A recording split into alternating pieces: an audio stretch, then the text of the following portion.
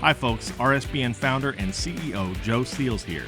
Did you know there is nearly $1 trillion of infrastructure and pandemic funds yet to be spent? That's right, there's a massive amount of money that the lame duck administration is pushing hard to spend in their last few months. If the president is able to push these funds out, we could see another prolonged inflation surge, just like during COVID. And I'm sure you remember the terrible effects that high prices had on most Americans. But there's hope. A surge in prices can be beaten. A gold IRA from Birch Gold Group is the ultimate inflation hedge for your savings in uncertain times. To see how to protect your IRA or 401k, get your free info kit on gold by texting the word Trump to 989898. Birch Gold makes it seamless to roll over your retirement account while preserving your tax advantage status. Don't wait for the president's spending spree to tank the dollar further. Protect your financial future now. Text Trump to the number 989898 for your free info kit from Birch Gold. Ladies and gentlemen, please welcome the next president of the United States, President Donald J. Trump. And I'm proud to be an American, where at least I know I'm free. And I won't forget the men who died, who gave that right to me. And I gladly stand up next to you and defend her still today. 'Cause there ain't no doubt I love this land. God bless the USA.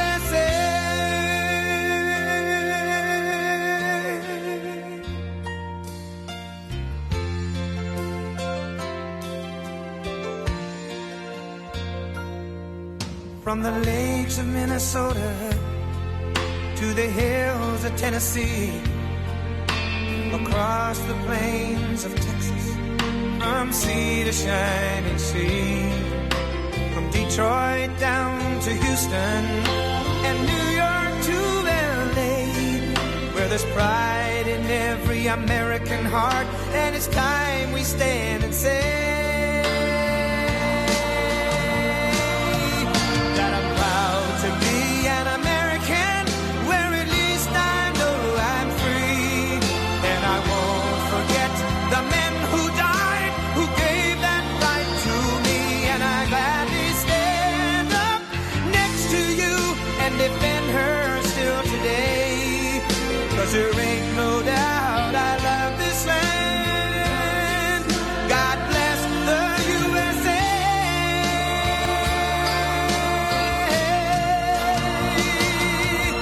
And I'm proud to be an American, where at least I know I'm free. And I won't forget the men who died, who gave that right to me. And I gladly stand up next to you and defend her still today. 'Cause there ain't no doubt I love this land. God bless the USA. Thank you. Wow, thank you. Thank you. It's amazing.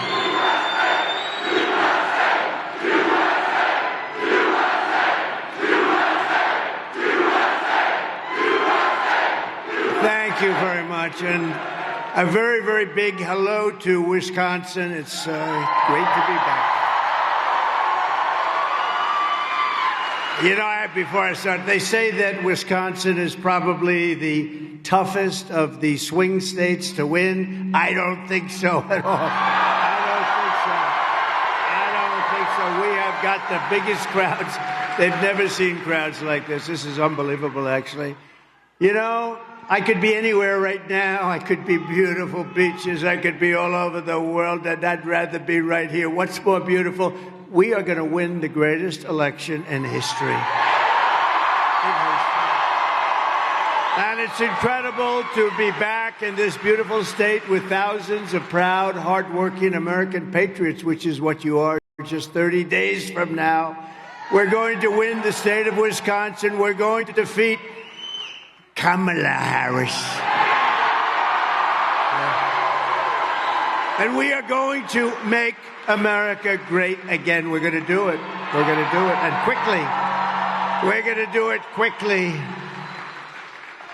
And when we win, it will be considered the greatest political victory in American history. You know that, right? I saw that. I saw that. I've never really said it that way. I've said it in a lot of different ways, but not that way. And I saw one of these Democrat, I guess congressmen in this case, he said, if he does this, because we're leading in all the polls, we're leading everywhere. Leading in Wisconsin, too, by the way, which is very important. You see, because this is the ultimate poll. When you get this many people, this is the ultimate poll. But, they had this congressman, and he said, if he does this, it's going to be like the greatest political win in the history of our country. And I said, wow, that's great. I love that. We love that, Troy, don't we?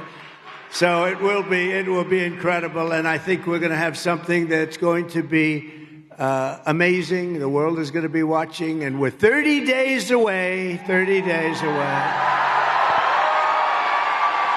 So you have to get it. But, we had an incredible evening last night in Butler, Pennsylvania. It was a beautiful evening. It was a very different kind of an evening. It was a tribute to a very brave firefighter, Corey. He was a real trumper. Corey was a trumper. He was a MAGA guy. He was an America First guy. He had the whole deal going with the outfits, the hats. He had everything. He was great, and his whole family is great. But he really, look at it the way I look at it, he sacrificed his life in an attack 12 weeks ago, and you have to look at what happened last night. We had over 100,000 people show up in beautiful little Butler. It's little Butler. But beautiful Butler, Pennsylvania. We had a crowd, and, this is a hell of a crowd, too, I have to tell you. It's happening all over. But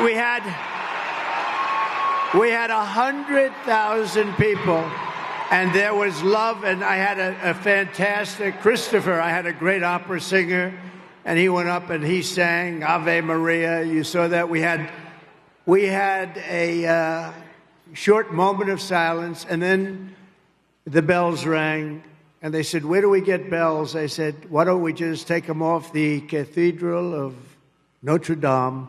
He said, those are good bells, and you actually have tapes. So we said, let's use them. Maybe nobody's going to find out. We had these magnificent bells ring, and then Christopher got up, one of the best opera singers I've ever heard, and he got up and sang Ave Maria during this moment of silence. It was an unbelievable evening, and we have something to show you the kind of crowd we had last night. It was really something special. So let's put it up if we can.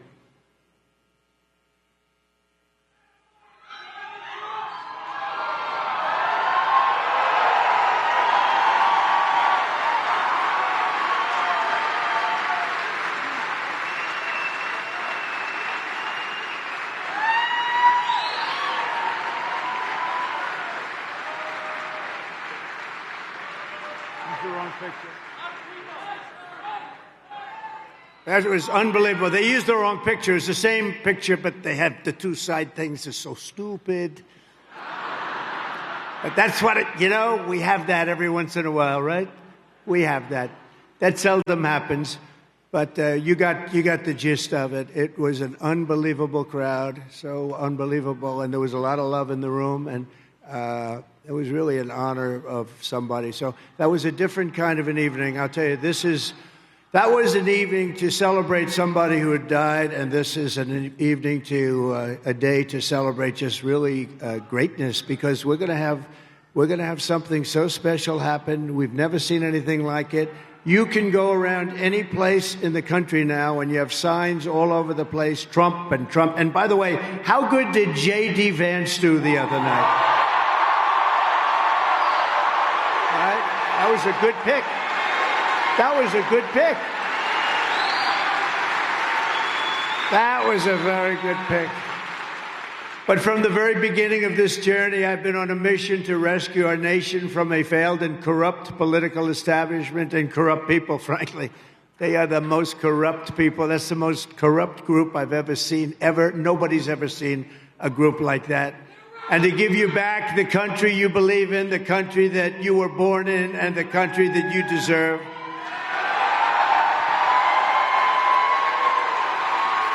And in that mission, I will never quit, I will never bend, I will never break, and I will never yield. I'm like these guys over here from Texas.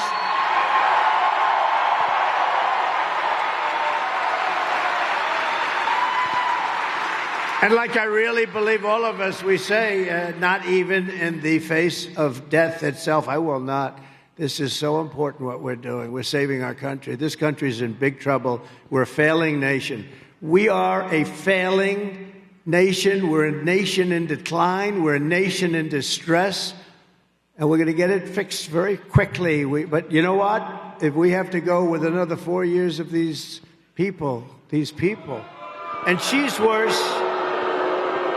And she's worse than Biden, in my opinion. First of all, I think Biden is actually far more intelligent, if you can believe that. Can you believe? I think he's more intelligent than she is. Ay, ay, ay. But I'm putting everything on the line to fight for you, and we're going to fight for you, and we're all going to win together. It's going to be the greatest win in the history of our country. I believe that.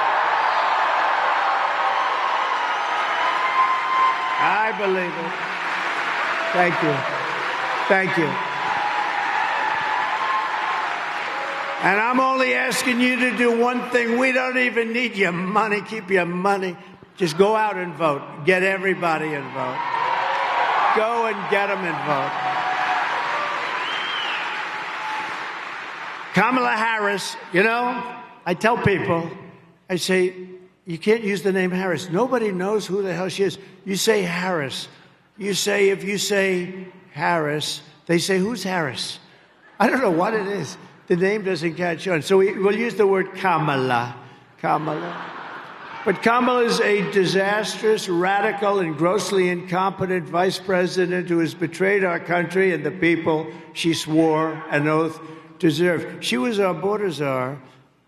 And you know what? She doesn't want to call that, so let's not call her that. She was in charge of the border, okay? It's the worst border in the history of the world. They announced last week that 13,099 murderers were released during their term. They then tried to say, well, it wasn't really. And somebody released it, and we don't know who, but it was a patriot that released it because she got up and tried to say that when she's in, she's going to do this, she's going to do that. Why the hell didn't she do it 4 years ago, right?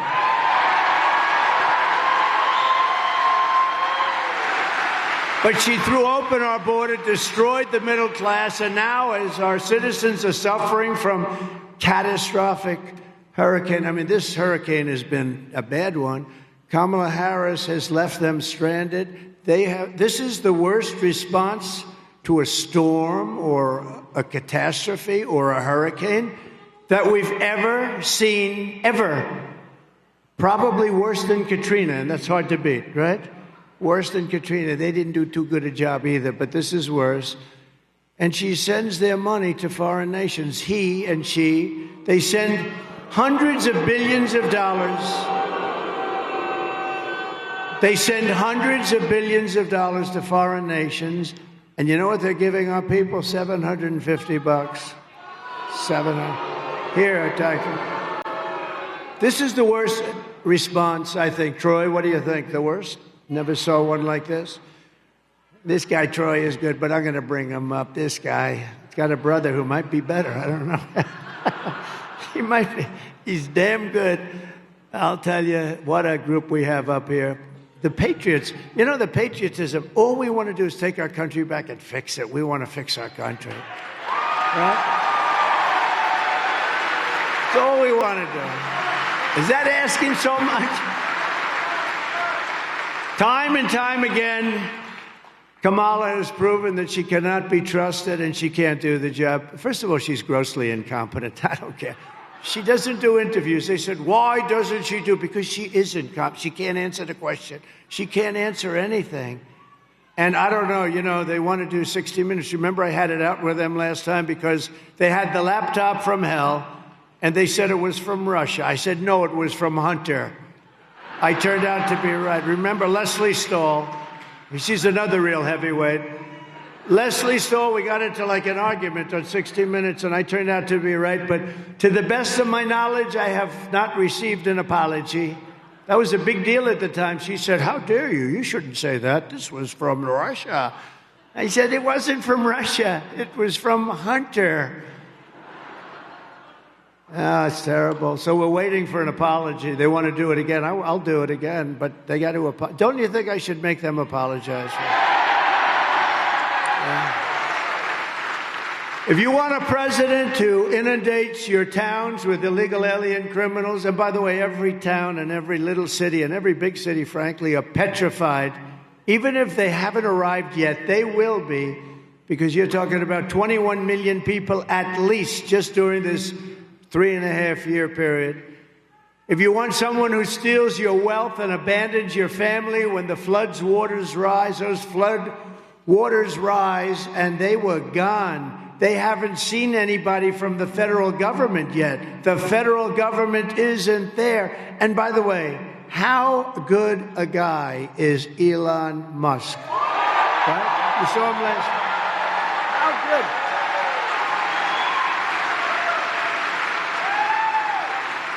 I mean, that guy, I didn't know anything about it. I get a call from a really good person in North Carolina. They said, there's no communication. They said, do you know a man named Elon Musk? I said, yeah, I do, actually. He endorsed me very strongly, and we love him. He's a smart cookie. A little different, too. He's a little different. But he is one smart cook. He sends the rocket ships up. First time I ever saw the engines coming down. I said, what was that? Well, we'd like to be able to save the engines. It makes a lot of sense, but I never saw anything like that. This guy's unbelievable. So what happens is, he was there last night, by the way. He got the biggest hand you've ever seen. People love him. But they said, do you know Elon Musk? So he didn't know. And I said, yeah, I do. Why? What do you need? And he said, they have something called Starlink. He said, we have no communication in North Carolina. People are dying. Like 500 people are missing. It's a disaster. The federal government the White House is doing nothing. They've abandoned us. And it's largely a Republican area. So some people say they did it for that reason. I don't even think they're that bad, but maybe they are. But they want Starlink. So I said, whatever it is, I called Elon. I say, and you can't get it. It's really popular. It's very hard to get. But they need it, and they need big doses of it, like fast. And I'm calling Elon. I said, Elon, in North Carolina and parts of Georgia, and the governor is doing a very good job, by the way, in Georgia, I have to say. A very good job. But in parts of Georgia, and in real big parts of North Carolina, they need something called Starlink. I don't know what the hell it is, and you don't have to tell me because I don't want to waste a lot of time. But would you be able to get it? And we talked on the phone for a couple of minutes. And during my conversation with him, I got a call from North Carolina thanking me for getting Starlink. I said, how the hell did you do that? You're talking to me. You didn't have time. He said, well, I have a system. I think he's doing... No, I mean, he approved it while he was talking to me. Is that crazy?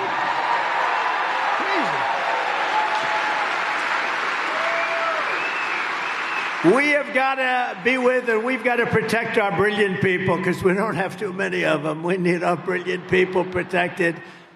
And Kamala is not one of them, I can tell. But if you want a president who will do whatever it takes to protect you, who will never forsake you, and who will never rest in the defense of our nation, and I'll tell you, I'm just thinking, it's a beautiful phrase, but we will never rest.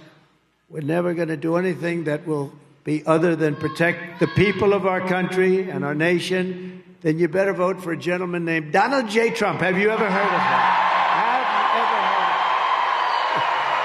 Have you ever heard of him? Thank you.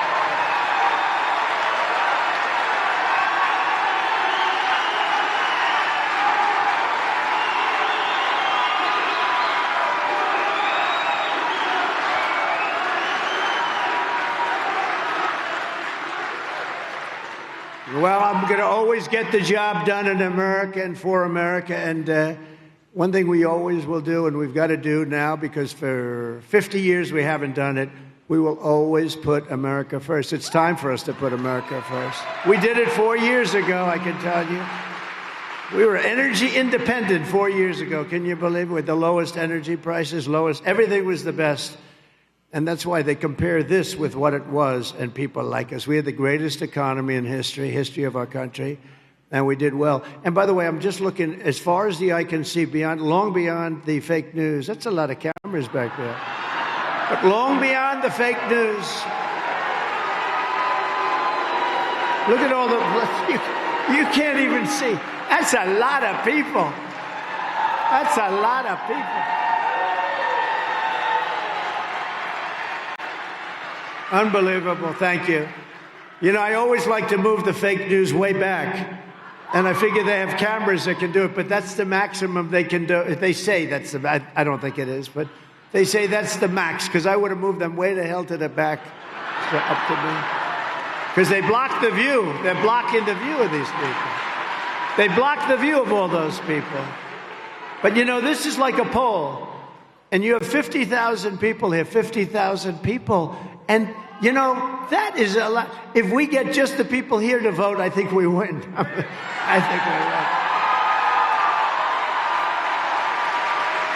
think we win. With your vote in this election, we can seal our borders, we can reclaim our sovereignty, stop inflation, raise your incomes, rebuild our devastated communities, and launch a new golden age of American prosperity and pride. That's what we're going to do. It's going to be American prosperity and American pride. But with 4 more years of Kamala Harris, your long nightmare is just beginning. Remember the word. Somebody said, give me one word to describe your opponent, Kamala Harris. You know what I said? Incompetent. I said, she's incompetent. She shouldn't be in the position. In all fairness, I'm no fan of his, but we had him totally beat. We had the debate. He was gone, and we were 20, 21 points up. And they walked in, and they did a coup. It was a coup of a guy that got 14 million votes. She got none. She was the first one out. You know, she ran against him. He won. He got 14 million votes. He won. There were 22 people. She was the first one out. She never made it to a great place called Iowa. We love Iowa, the farmers. We love Iowa. But she never made it. She never made it to Iowa. And then all of a sudden, we're running against her. So they had 12 people plus her, and they wanted to be politically correct, and they picked her. And I don't know. I actually think if it keeps going like this, like we're doing, because they said she'd have a 6-week honeymoon, and she did. She had a little bit of a honeymoon period. You know, they went from, the fake news went from calling her horrible, the worst vice president, a total disaster, couldn't speak, couldn't do anything, to being wonderful. She's wonderful. Soon, the fake news. You know, they have the fake news as their partner, and we have a little news, but our news has been... And I never understood why they'd want this, why the fake news would want it, other than they hate our country, because I can't understand. Why do they want open borders? Why do they want sex change operations for people that are too young to even think about it? Why do they want men playing in women's sports, you know? Because we actually are now the party of common sense. I think that's what I like calling us now, right? Party of common sense. But with her in office, inflation will soar. You see where she's working on inflation? Nowhere. Where she has no idea what she's talking about. She's working on, I will work on inflation. Why didn't you do it again 4 years ago? Why didn't you do it again? You know, my theme with her is, why didn't you do it again? But why didn't you do it then? Why didn't you do it 4 years ago? Why wouldn't you have done this stuff? You want to do this stuff. They want open borders. So now they gave it a little bit of a closure, so the numbers look a little bit better than they did. The damage is done. We got 21 million people in here. We have 647,000 criminals released from jails and insane asylums, released into our country. The damage is done. But you say, how could you be talking about the future? The damage is done. They've got to be talking about getting these criminals immediately out of our country. We have to talk about that, and we're going to do it, and we're going to do it rapidly.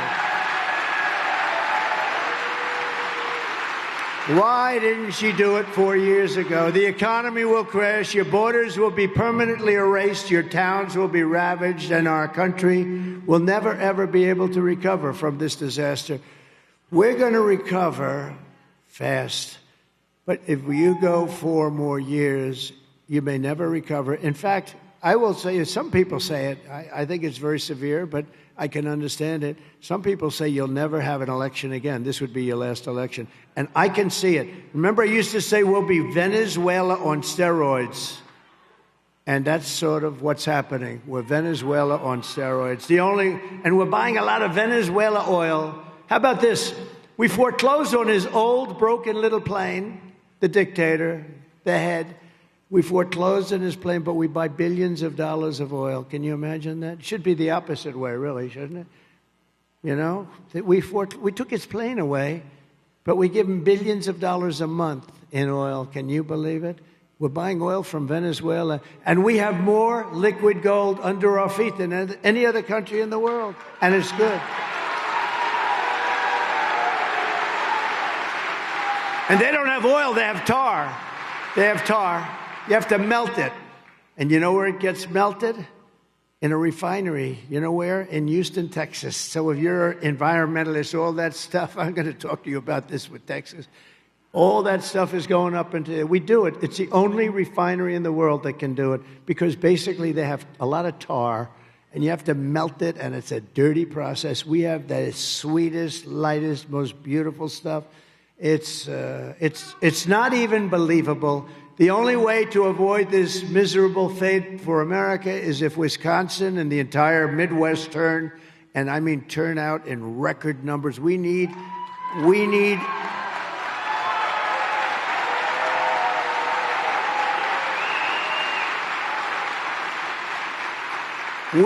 and I hate to use this word because they should have never done it with respect to COVID. They should have never done it. But for this, we need a mandate. They shouldn't have done it with COVID. Everybody that did it should be ashamed of themselves, what they did. But we need a mandate in the vote, and we're going to get it. I actually think we're going to have numbers like has maybe never been seen before. You know, last time in 2020, we got more votes by far, by millions, than any sitting president in the history of the United States. Think of it. It's unbelievable. Think of the difference. We wouldn't have had Russia going into Ukraine and killing millions of people. Millions of people have died in that war, much worse than you even hear. But that wouldn't have happened, would have never happened. I talked to Putin about it a lot. It was the apple of his eye. He would have never, ever done it, wouldn't have done it.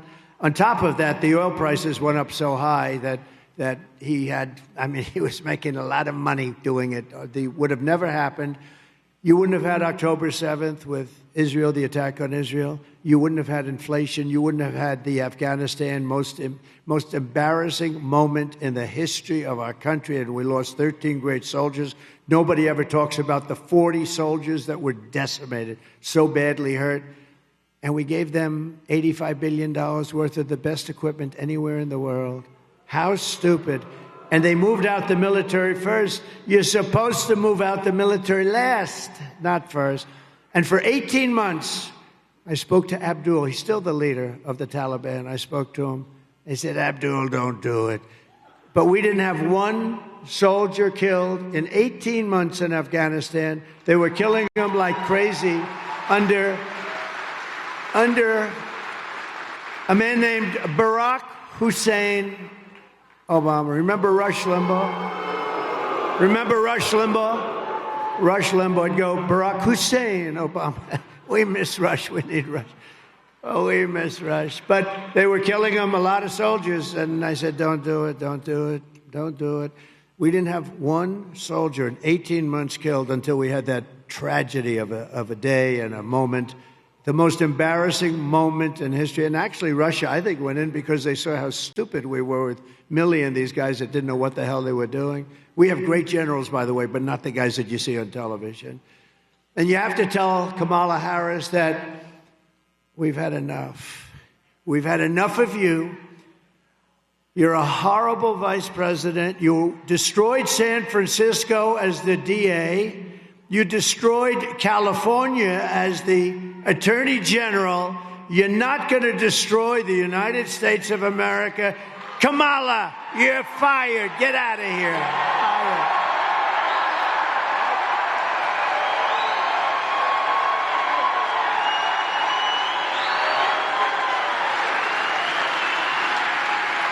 We're not going to let him do it, Troy. We're not going to let her destroy our country. That dummy. Did you see where the teleprompter went off yesterday? She didn't know what the hell. My teleprompter, I don't even use it. That's why I don't actually use it too much. But, you know, when you do this stuff a lot, teleprompters break. She had a bad moment yesterday. It broke, right? And she kept saying the same number over and over. I said, what's wrong with her?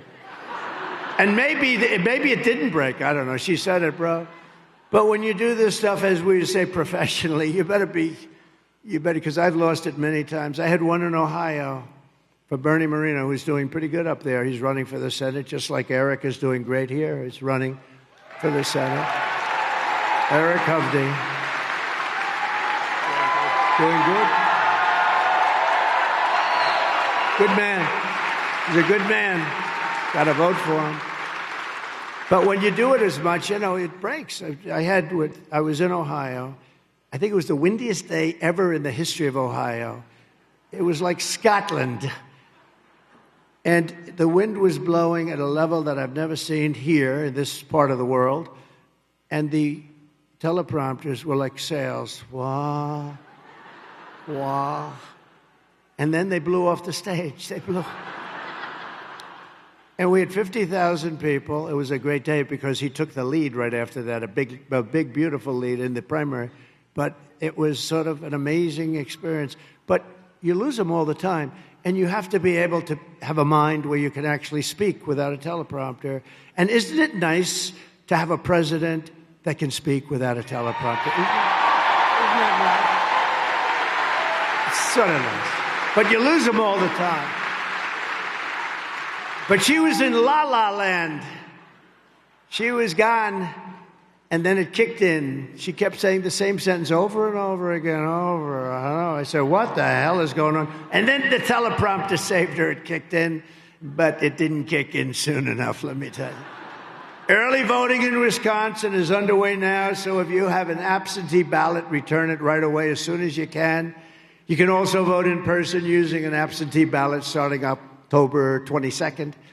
And whatever you do, you have to get your friends, get them all out. You know, you have a lot of people out there that don't vote, that love us, but they don't vote. You know who doesn't vote much? Rifle owners. We are Second Amendment people, but NRA gave us their total support. We have support from every group, but NRA gave us complete and total endorsement.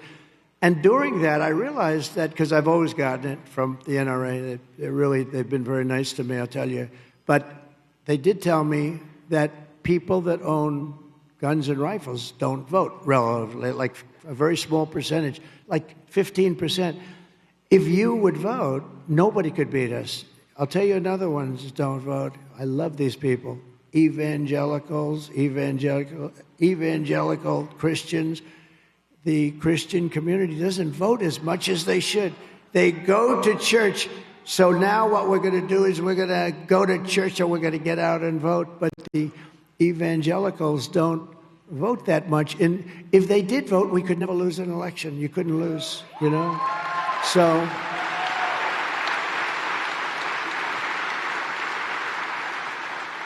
I have to be careful with this. I said once about a month ago, you only have to vote this one time, and after that, everything will be good. And the fake news said, see, he wants to be a dictator and take over the country. No, that's not what. I said, we got to fix the country, got to make sure, and then the country will be great, and we're going to have, hopefully, some great person whether it's JD or somebody else.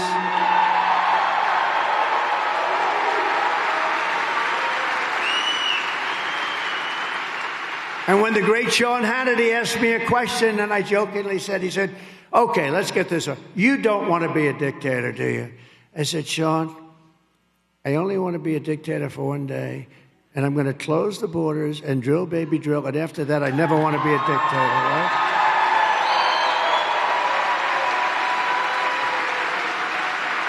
So the fake news took that answer, and they said, Sean, I want to be a dictator. Click, cut. So they said, Sean, I want to be a dictator. And they go, he wants to be a dictator. They cut the rest of These are the worst people. These are the worst. They said he's a threat to democracy. He wants to be a dictator. No, you know the threat to democracy are when you put incompetent people in charge of our country. That's a real threat to democracy.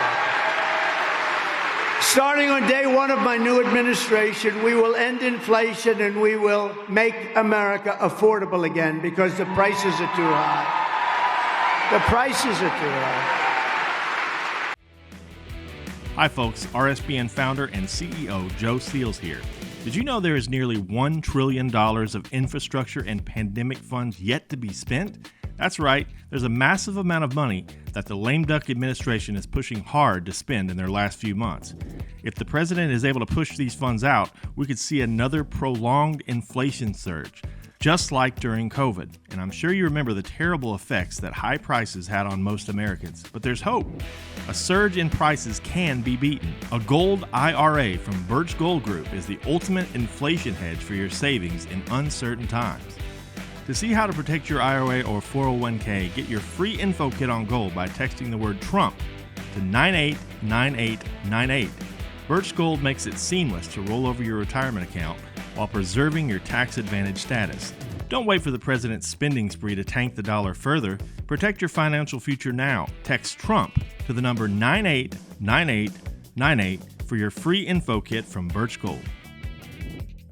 But if crazy Kamala is reelected, one of the first acts will be, and she said this, is to massively raise taxes on American families. You know, I've never seen, all my life, I've loved politics, but I've always been on the other side, like writing checks to politicians, right? But so I really understand, I like it and all, but I've never seen somebody that openly campaigns on the fact that they're going to raise taxes. It's always going to be, like when Troy is back in Texas, he's always screaming, I will lower taxes, lower taxes. We always talk, we're going to lower taxes. We want to lower taxes. That's what this group is going to raise your taxes like by 78% or something. And they campaign on it. This is the craziest campaign I've ever been involved in. I had one guy beat, and so I have to beat two people instead of one. I spent $150 million beating Sleepy Joe Biden, who I admire greatly for one thing. You know, I always have a hard time sleeping because I toss and turn. And honestly, I do. I think about the country. I'm tossing and turning and tossing because I want to, you know, like a lot of people do. You have businesses, you toss, turn. It's okay. It's like become your way of life, right? We think about whatever we're doing. In my case, I'm thinking about China. I'm thinking about Russia. I'm thinking about lots of things. And by the way, the enemy from within, the crazy lunatics that we have, the fascists, the Marxists, the communists, the people that we have that are actually running the country, not her. She's not running it, and Biden's not running it either, and you all know that. Those people are more dangerous, the enemy from within, than Russia and China and other people. Because if you have a smart president, you'll be able to handle them very well. But Kamala Harris, Lion Kamala, is called the tax queen because she loves taxes. So maybe just watch this video. Thank you. Joe Biden and I are about to get rid of that tax bill. Calling for a full repeal of President Trump's tax cuts. If Kamala Harris was elected president, there are many different tax policies which could cripple the economy. But the first thing she wants to do is allow these Trump tax cuts to expire. Even the New York Times admits that 85% of the middle class got a tax cut. Americans will face a hike. The Tax Foundation finding that a couple with 2 kids making $165,000 a year would have to pay over $2,400 more in taxes. And on day one, I will repeal that tax bill. Joe Biden and I are about to work to get rid of that tax cut. Joe and I are about to get rid of that tax bill. Joe Biden and I are about to get rid of that tax cut. Everything from a 70 to 80% tax rate. I think that's fantastic. We've got to increase the corporate tax rate. Part of that is going to be about repealing that tax bill that they just passed. And also looking at estate taxes are going to have to go up. We will tax capital gains. But we're going to have to raise corporate taxes. Taxing unrealized gains just doesn't seem fair in any sense of the word. The value of your home goes up. You pay higher taxes even if you don't sell your home. Your value of your home never moves the way the stock moves to say, we're going to tax what you don't have. That's a sore point, and it's a big deal. Is that something you think she firmly believes in? I think it's part of the proposals of the campaign. Under my plan, there will also be a carbon fee. There has to be some connection between the fee and bad behaviors, and there has to be, and that we have to monitor whether it's going to be passed on to consumers. But I'm going to tell you that should never be the reason not to actually put a fee, and in particular, a carbon fee.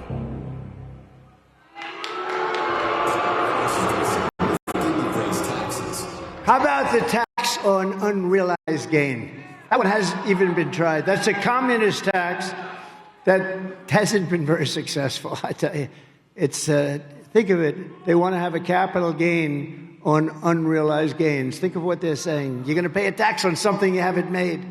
No, these are stupid people, would be driven into a depression like 1929-style depression. For years, Americans have watched as our country has been stripped of our jobs, stripped of our wealth, and seen our companies being sold off to foreign countries. And by the way, I would not approve the U.S. steel deal to Japan. I wouldn't do it.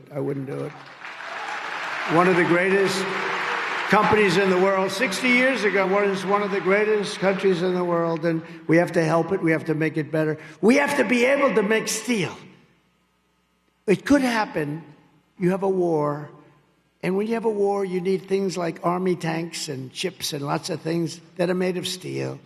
We don't want to get our steel from China.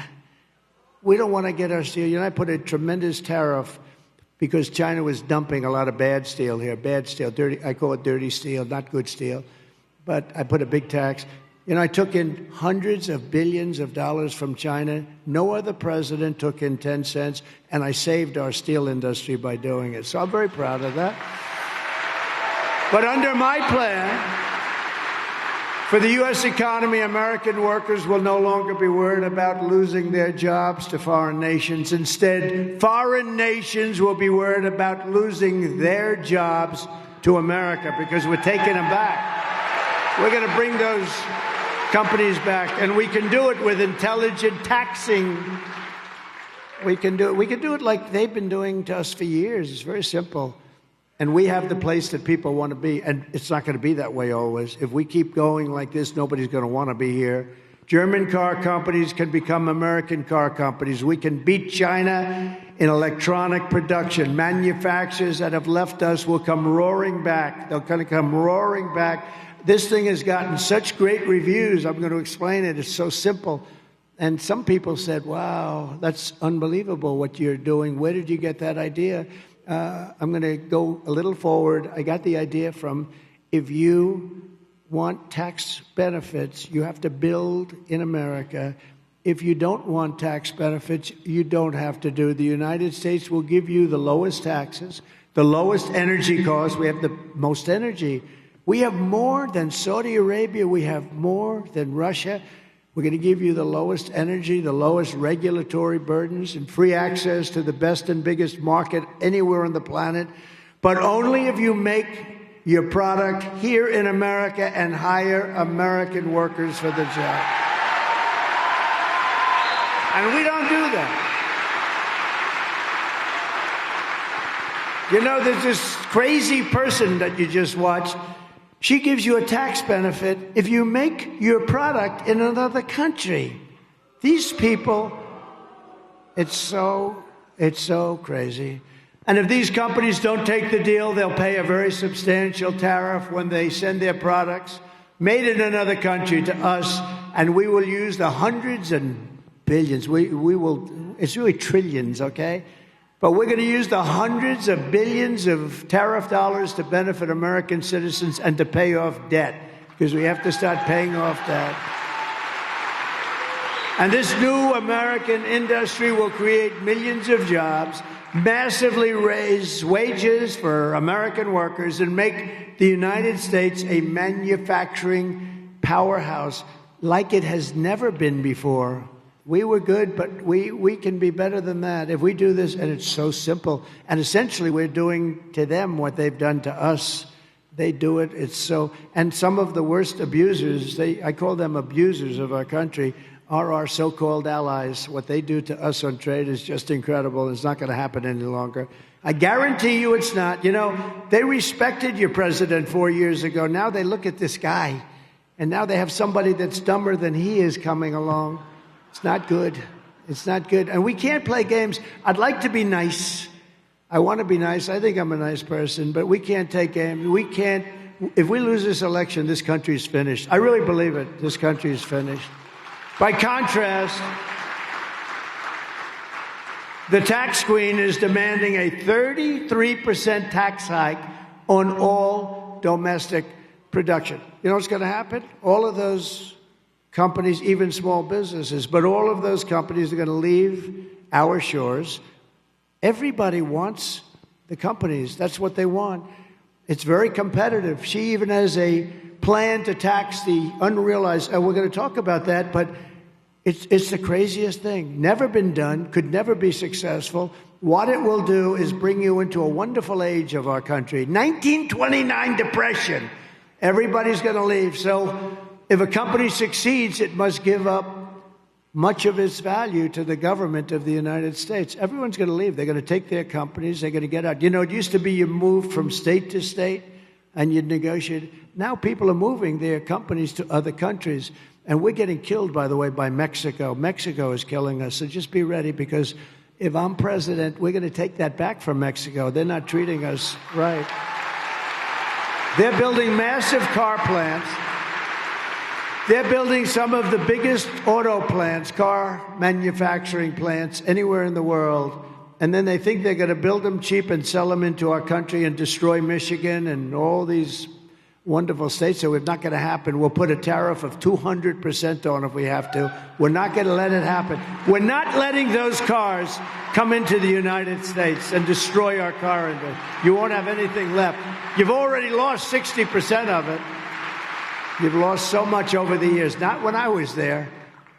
Kamala Harris already cost the average family $29,000 with rampant inflation. The inflation that we've suffered for the last 4 years now, it's almost 4 years, it's coming back. And look, we're not going to let this happen either. And the price, you know, they talk about more than anything else, groceries. Who would think groceries? It's so bad. They go to the supermarket. Who would think it could happen? Her plan would raise taxes on $4.1 trillion. We're going to be raising them by $4.1 trillion in taxes, hiking the families' taxes by $2,600 to $3,200 a year, reducing our GDP by 2%, lowering wages by 1.2%, and killing 786,000 full-time jobs. And I don't know if you know, last month we lost 26,000 manufacturing jobs in the U.S., 26,000, because people want to get the hell out of here. You know, the market goes up every time I get a good poll number, and we have had great ones now. The market's starting to go, and they get the credit for it. Isn't that a terrible thing? I said, do me a favor, just sort of, every time we have some of the biggest analysts, the best analysts in the world. They're saying every time Trump has good publicity, the market goes up. Kamala is right now shutting down power plants all across the country, causing electricity prices to they are soaring. You see what's going on with electricity? By more than 100% soaring, and driving us into third world status by attacking the entire fossil fuel industry. Just so you know, you need fossil fuel to fire up those big, massive plants. The wind isn't going to do it. It's wonderful. Isn't that nice? Look at the little windmill. It's so beautiful. We need fossil fuel. You know, they tried it in Germany. Angela was thrown out after about a year, and now they're building a coal plant a week. I don't like flies. Get out of here, fly. Never been a big fan of flies. You don't mind my bringing that up, do you? Anyway, this is a very aggressive sucker, though. This one in particular is very aggressive. Like, I'm going to be aggressive for our country. You can probably say that. If this continues, Wisconsin manufacturing will be dead. You'll be absolutely dead. And, I got you the biggest shipbuilding contract in the country in my last year, right? He's nodding yes, right? The biggest, and they've done a great job, but the biggest, I took a lot of heat. A lot of people are not in love with me for doing it, but I got it for Wisconsin, and you know that. Actually, you know it from Texas because they wanted it too. I won't say that too loud. But everybody wanted it, and I got it for Wisconsin, and they're doing a great job. They're doing a great job. But the horrific nightmare for American workers ends the day that I take the oath of office. It will end on that day. It's going to be over. We're going to have a country that's going to turn around very fast. The centerpiece of my plan for a manufacturing renaissance will be a 15% made in America corporate tax rate, cutting the business tax from 21 to 15. Okay, so I took it from 39 to 21 with the help of your great congressman over here, Troy Nels. We fought hard, but we took it from 39 to 21. Everyone said that's impossible. We got it approved by Congress. Can you believe that? And now what we're doing, and that makes us pretty competitive, but not that, because there are many countries. And again, remember, the countries there are sort of our opponents on trade. They're actually our opponents, and sometimes it's pretty vicious opponents on trade. But we took it down to 21 from 39. Now I'm taking it from 21 to 15, but only for those who make their product in America, right? Pretty simple.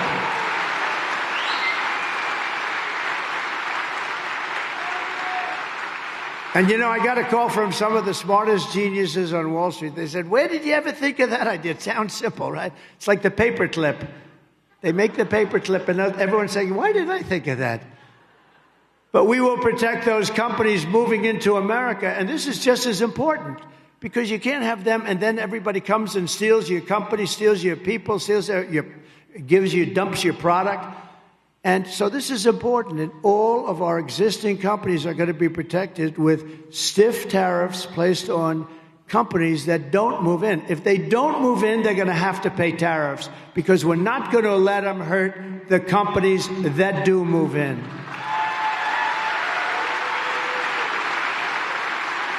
And the only way they can get out of paying those tariffs is to build their plants and factories here in the USA, anywhere in the USA, and Wisconsin would be nice, but anywhere in the USA. We will also cut energy and electricity prices in half, 50% within 12 months, including for all people and families, not just companies. So ready?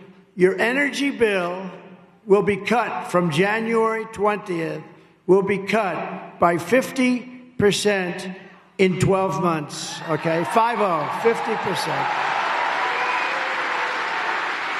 And I hate to say it, with your Democrat governor, you have some of the highest electricity prices and highest energy costs, is just about at the top in Wisconsin. You have some of the highest costs, so you do have a lousy governor. It's like, I do hear just one thing about him. He doesn't work hard. That's the only thing I hear about him. How does he do it? He doesn't even show up. That's no good. No, he's a lousy governor. I guess they'll work on that next cycle, but he's not a good governor. We will quickly double our electric capacity. If you do AI, AI is the new big thing, whatever. But AI is the big thing. But AI, to do it successfully and to be the leader, because China's already starting and very big, we need double the electricity. For whatever reason, they need massive electricity. We need double the electricity that we have right now. Who would think that? So what we have right now, you need doubled, and we will get that done. We'll have to do something with respect to the environment, because under the environmental impact statements right now, it would take you 20 years to build anything having to do with electric or anything, any form of energy. We're going to do an expedited plan where it'll be done in a matter of weeks or months. We've got to get it done. We cannot do these impact statements that take years and years and years. People are working on a project. They start off as young men and women, and by the time they're old and retired, the project gets rejected. They actually get rejected. They work on it for 20, 25 years, and then it gets rejected. We're not going to have that because it's really a way of hurting us. I mean, it's a way of hurting us. We're not going to do it. We need tremendous electric here so that people like Elon and other people that are into this whole world of this, it's a new world, but it's going to be a very big world, a very fascinating world, probably a very dangerous world. AI has got some little tricks to it that we have to be very careful with, but they need massive electricity, and we're going to provide it. We're going to be able to compete with anybody. We'll be the leader. We're going to be the leader in virtually every field. We're going to be the leader in automobile manufacturing. Think of that. And it'll happen quickly. And I have pledged to remove 10 old and burdensome regulations, and I did this. We had more regulatory cuts when I was president than any president in history by 3 times. But we're going to get rid of burdensome regulations. We're taking them off the books, and it's 10 for 1. We put in 1, we get rid of 10, and it had a great impact. Great impact. But I had the most success in history in cutting regulations. I gave you 2 things. I gave you the biggest tax cut in history, and I gave you the biggest regulation cut in history. And those 2 things gave us the greatest economy in the history of our country. We had that just a short time ago. So if you want your incomes to plummet, your net worth to collapse, your tax bills to soar, and your jobs to disappear, then vote for Kamala, because she'll do very well. But if you want Washington bureaucrats to keep their greedy hands off of your money and out of your pockets, then you have to vote for Trump. We're going to get this thing done fast. We'll work together and get it done fast.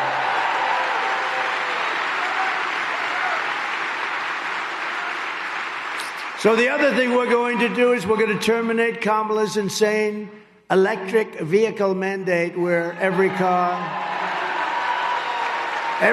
has to be in a very short number of years all electric. They don't go far. And by the way, I love electric cars. I think they're great, but they're for a certain market. And we want also gasoline-powered cars, and we want hybrids. And the new thing is hydrogen cars. You heard me talking about it. Hydrogen cars is the new thing. It's got one problem. It's very violent. If it blows up, you are not recognizable. Please come down and identify your husband. There's a blood stain on the tree. Can you identify it? No, it's very violent. Did you know that? It's dangerous. If it blows up, you're screwed. Okay. So I'm going to pass on that particular car. They say it has a wonderful future, but the one problem is it's really dangerous when it blows. Okay, it wipes out people on the street. I mean, it's terrible. I would actually say they shouldn't even go too far with that one, don't you think? I don't know.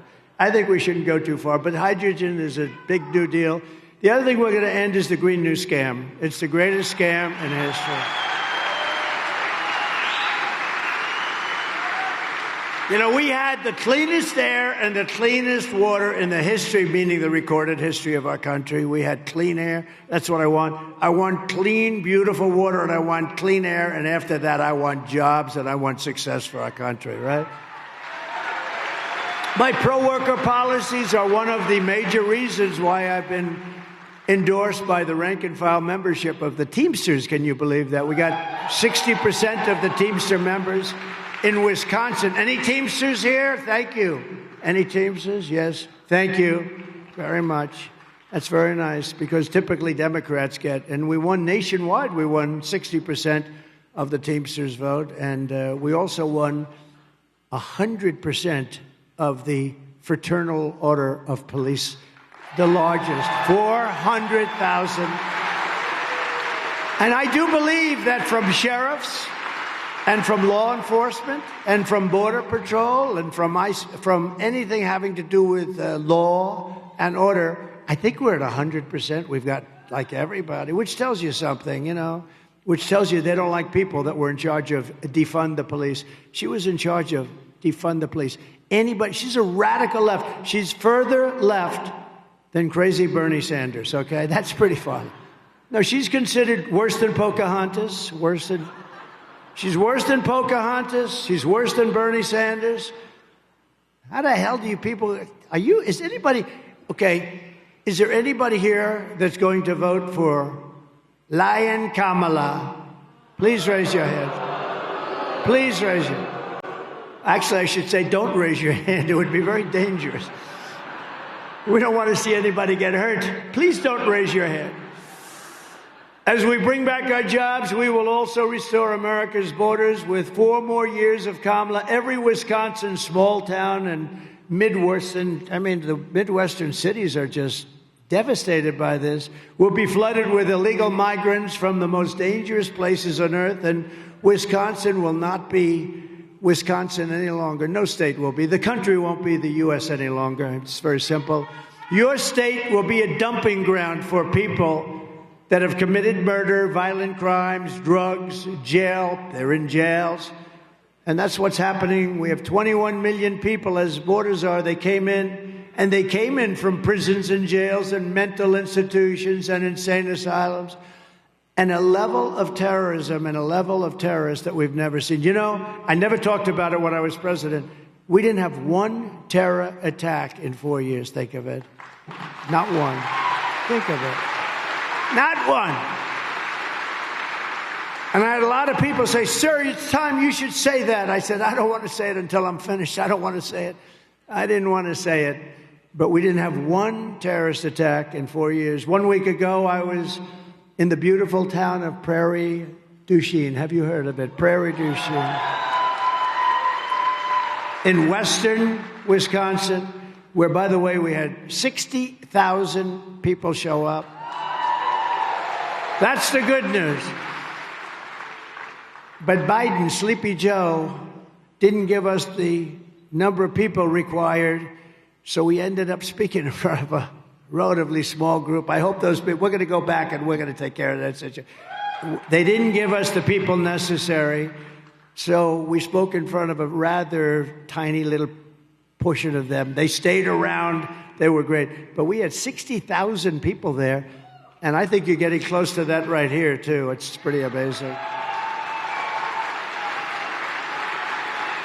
But Prairie du Chien, and last month, police arrested an illegal alien member of a savage Venezuelan prison gang. Not a nice person. This vile monster, who had prior charges for strangulation, was arrested. He liked strangling people. Other than that, he was quite a nice person.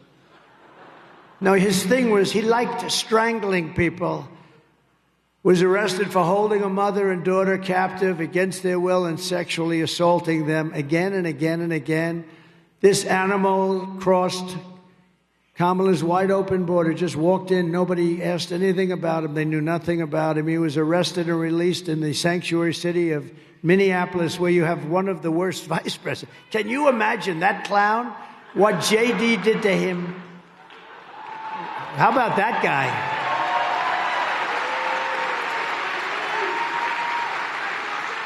And he was immediately released by Minnesota and set loose to prey on more victims, and he did. Earlier this year in Fond du Lac, Wisconsin. Fond du Lac. Nice. I love these names. I wish they could give me a little easier names. It just. They told me that's the way you pronounce it, so I hope I got it right. But an illegal alien released by Kamala Harris was arrested for tying up and blindfolding a 12-year-old, you know this, you read it, it's a big story, a 12-year-old girl in the back of a van and viciously assaulting her in so many ways, sexually. Today I make you this promise: I will liberate Wisconsin and our entire nation from this mass migration invasion of murderers, child predators, drug dealers, gang members, and thugs. Going to be liberated. Going to liberate. Just incredible. It would be just incredible. Thank you. Thank you. It's so sad we even have to talk about it. Who would even think we have to talk about it, really? And I think, they say the biggest topic is the economy, the biggest topic is inflation, and then the third topic is the border. I really don't agree. I think the biggest topic might be the border, because I just think, we'll solve the problems, and we're going to drill, we're going to get your energy down. The energy is going to bring everything else down. We're going to get the interest rates down. I was 2% in my administration. Now they're 10%, and you can't get any money. That's killing the American dream for young people. So we're going to get it down. But to me, I know they do all these polls, and the polls say it's the economy, and the polls say very strongly it's inflation, and I can understand it a little bit. To me, it's the horrible people that we're allowing into our country that are destroying our country, and it's the hardest problem to solve too. I mean, it's a big, tremendous problem, and that they could do this to our country, putting, again, 13,000 murderers, many of them murdering many people, many of them, or a certain number of them, a fixed number, but in death row. They were going to be executed. And rather than executing, they said, let's go, we'll dump them into America. They're stupid there. They'll accept them. 13,099 people. Drug dealers at a level that nobody's ever seen. Terrorists from different countries all over the world. This is no longer South America. This is all over the world. And they come from the Congo. The Congo in Africa, I don't know what it is, but large numbers of people are coming in from the Congo. And you know where they're coming from? The jails of the Congo. What's happening is these dictators are taking their jails, and they're emptying their jails into the United States. And crime in Venezuela is down 72%. Crime all over the world is down now because they're putting their criminals, they're putting their jail people, they're putting their drug dealers, they're bringing them into the United States of America, and they're dumping them. And they say, don't come back, and if you do come back, we're going to kill you. And we're stuck with them. We're not going to be stuck with them. We're going to be bringing them back, and we're going to shove them right down their throat. They should have never been allowed to be here.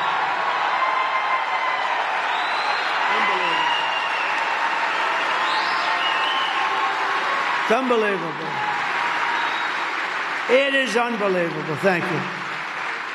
And we're not allowing these people to invade us, to conquer us. I mean, did you see what they're doing in Colorado, where you have a very weak governor? He's very weak. He's a liberal guy and very weak. And they've attacked Aurora, Venezuela gangs, young guys. They have weapons like our military has, the equivalent of our military. And they've taken over buildings in Aurora, Colorado. And the governor, he doesn't know what to do because he wants to be nice because he's stupid. And he doesn't really know what to do. I think they need a new governor. On day one of my new administration, the invasion of savage criminals ends. And on that same day, the largest deportation in American history begins. The largest deportation. And I'm not happy to say that. I'm not happy. It should have not been necessary. This has all happened over the last almost 4 years now. It shouldn't be necessary. We had the safest border in the history of our country. Oh, my favorite chart in history. Bring down that chart, please. I don't know if you have it. If you have it, bring it down. I love it. I wouldn't be here if it wasn't for immigration. I wouldn't be here, Troy. I looked over at that chart and ping. If I didn't, it's amazing. That chart is I kiss it every night. I take it to bed with me every single night. No, I turned over to look at the chart. At the beginning, not the end. It's always on the left. It's never on the right. And just one day it was on the right. And if I didn't turn my head, somebody would be here. But I guarantee you they'd have a hell of a lot less people. You'd have about 3 people in the front. But for all of that, take a look at that. When you look at that chart, see the arrow at the bottom? That's the lowest number of immigration we've ever had in our country in recorded history. And look what these stupid people allowed to happen to our country. That was the day I left office, right there. That was the day, the red arrow. Look what happened. And all they had to do is leave what I had. I had a policy, remain in Mexico. You have to remain in Mexico until you get checked out. And not a lot of people got checked out. Some very bad people were coming. And they wouldn't get in. They couldn't get in. We built hundreds of miles of wall, and boy, did it work. And then they could have thrown up. We had 200 miles that we were still putting up. We were 500 and some odd miles of wall, a lot of wall, and it was working. We used the Mexican government. They paid a fortune. The Mexican government gave us 28,000 soldiers to protect our border because I said, they're coming through your country. You're going to do it. They said, no, I'm not. To the president of Mexico, who I got along with great, but he said, I won't do that. I said, yes, you will. You're going to do it. They're coming through your country, and you're going to do it. They said, no, we won't do that, President. We won't do it. I said, yes, you will. And I said, I guarantee you will. And they started saying, what the hell does this guy have in mind? And I said, if you don't do it, I'm going to put 100% tariffs on your cars and all other things you send into the United States, and we'll make so much money, we'll be able to hire all the security we want. And they said, Mr. President, we've decided that we would love to do it. We would love to do it. They paid a big price. Mexico paid a lot of money toward our wall. Let me tell you, they gave us great security. They had a lot of soldiers, thousands and thousands of soldiers. I said, free of charge. I'm not reimbursed. I didn't reimburse them. And then when these clowns took over, think of it, remain in Mexico. Catch and release. So we had catch and release in the United States. We made a minor change. We catch and release in Mexico. That's a big difference. Would you say that's a difference? That's a big difference. So we did all these things, but that was the lowest number in the history of our country, and all they had to do is leave it. Guys like Tom, Holman, Brandon, Judd, you have people now at the Border Patrol that are phenomenal, and they want to do the job, and they're not being allowed to do the job. And then they made this minor change a couple of months ago to try and make the numbers look better. But what they didn't tell you is they're still flying thousands of people overhead, and that's not reported. And they have an app, and you know who the app for is the cartel heads. They call an app so that we can tell them where to drop the criminals. Can you believe it? They have an app. So they have the plane and they have the app, and that's not included in the numbers. Just like 818,000 phony job numbers, I call them fraudulent numbers, 818,000 job numbers, they defrauded. They said there were 818,000 jobs, and they reported it. And they were going to unreport it and correct it right after the election. But we had a great whistleblower who rang it out on them. 818,000 jobs were reported fraudulently to make their numbers look better. These are bad people that we're dealing with, so you have to get out and you have to vote. You also need to vote for the next senator, and I mentioned him, and he's great. He's strong, he's powerful. If he wants, he can come up, or he can just sit the hell down because you're going to vote for him anyway. I got to. But Eric Hovde is running to defeat radical left Tammy Baldwin. You want to come up fast? Come on, Eric. We got to get this guy elected. Come on, you want to come up? Come on up. Come on up. Now he's a little nervous about coming up. He said, that was the worst invitation I've ever had. Come on up, Eric. He's great. No, he just said, do you want me up? That was the worst invitation I've ever had. Come here. Say a few words. I always love being here with President Trump. Let's give him a round of applause.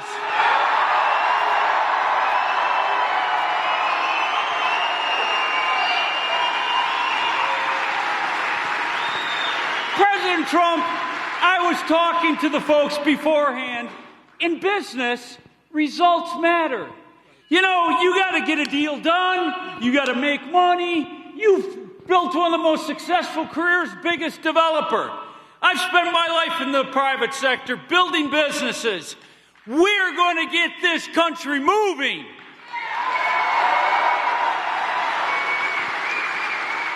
President Trump gave you wage increases of 7.7%, a record for America. That's results.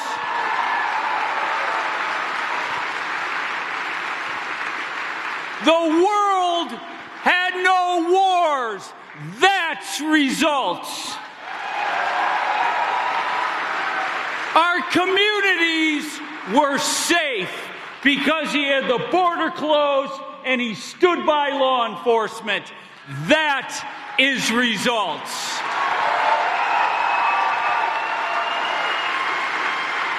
Senator Baldwin, Kamala Harris, they're career politicians that have never accomplished anything and have failed at everything.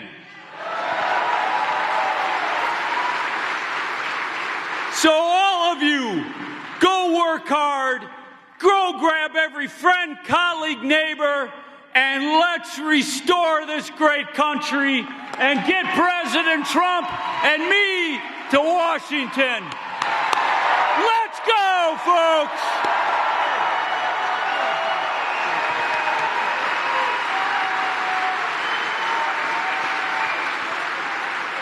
Thank you very much, Eric. He's a great guy. He's a very, very successful guy, strong. It's what you need. Tammy Baldwin does nothing. She does nothing for you. Nothing. And we're also delighted to be joined by a friend of mine. He's a great senator, and he's done a really good job, and he loves your state. Senator Ron Johnson. Ron.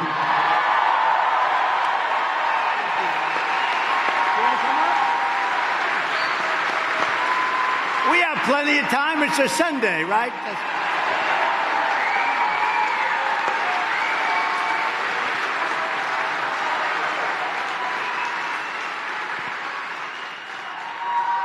Thank you, Mr. President. Thank all of you for coming. On behalf of the hundreds and literally thousands of Wisconsinites that I've talked to over the last few months that want to convey to you their appreciation, oftentimes with tears in their eyes. They want to thank you for your courage, for your tenacity, for your love of this country, for your willingness. They realize you didn't have to do this, but you're willing to do it because, like them, you love this country fervently. So on behalf of all those Wisconsinites, I want to say thank you. Thank you.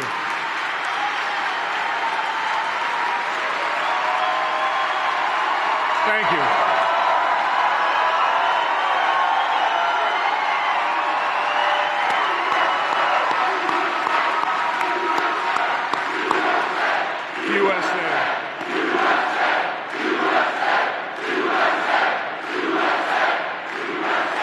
I also want to thank you for your new alliance with Bobby Kennedy.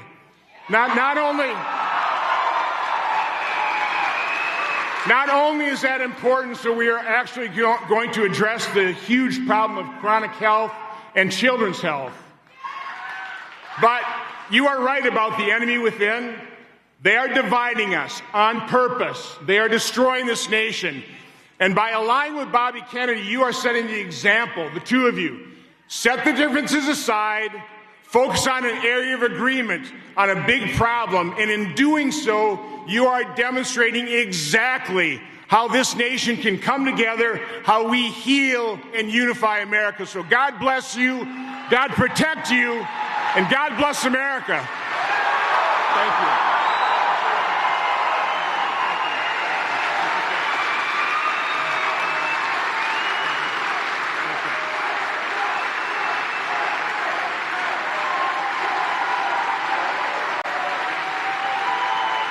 Thank you very much.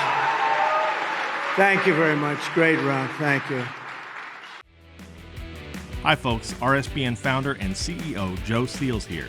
Did you know there is nearly $1 trillion of infrastructure and pandemic funds yet to be spent? That's right. There's a massive amount of money that the lame duck administration is pushing hard to spend in their last few months.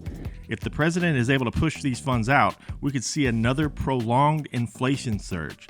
just like during COVID. And I'm sure you remember the terrible effects that high prices had on most Americans. But there's hope. A surge in prices can be beaten. A gold IRA from Birch Gold Group is the ultimate inflation hedge for your savings in uncertain times. To see how to protect your IRA or 401k, get your free info kit on gold by texting the word Trump to 989898. Birch Gold makes it seamless to roll over your retirement account while preserving your tax advantage status.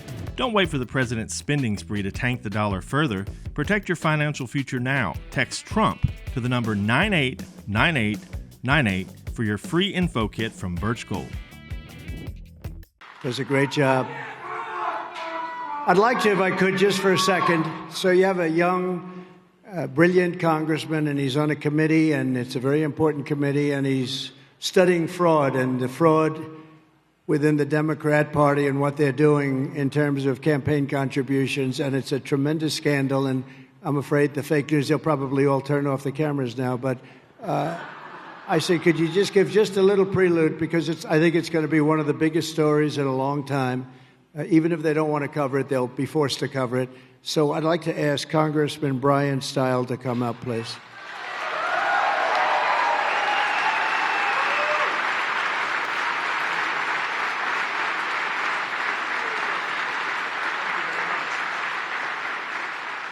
Isn't it great to be at a Trump rally?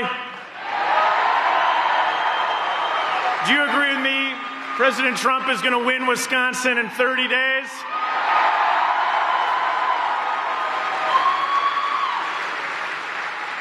When we drove over here, people were waving signs and holding up Trump signs. And we saw a lot of men and women of law enforcement are working to keep you safe, Mr. President. So to all the men and women of law enforcement here, thank you for what you're doing to keep President Trump safe.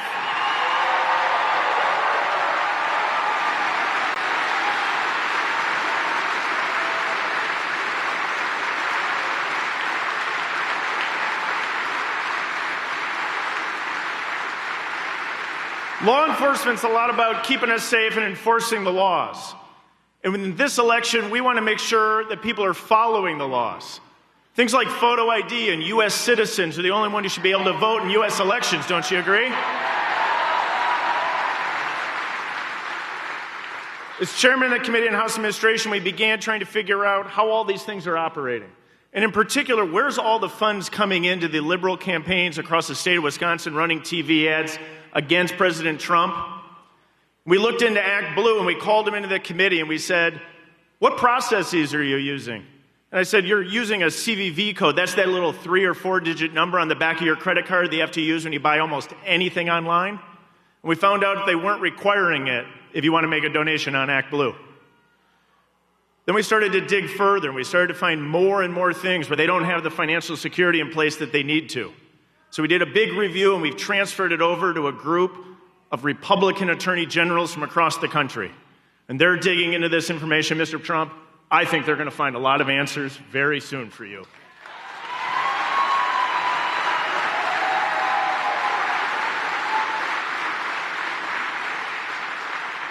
So President Trump, thanks for what you're doing for this country.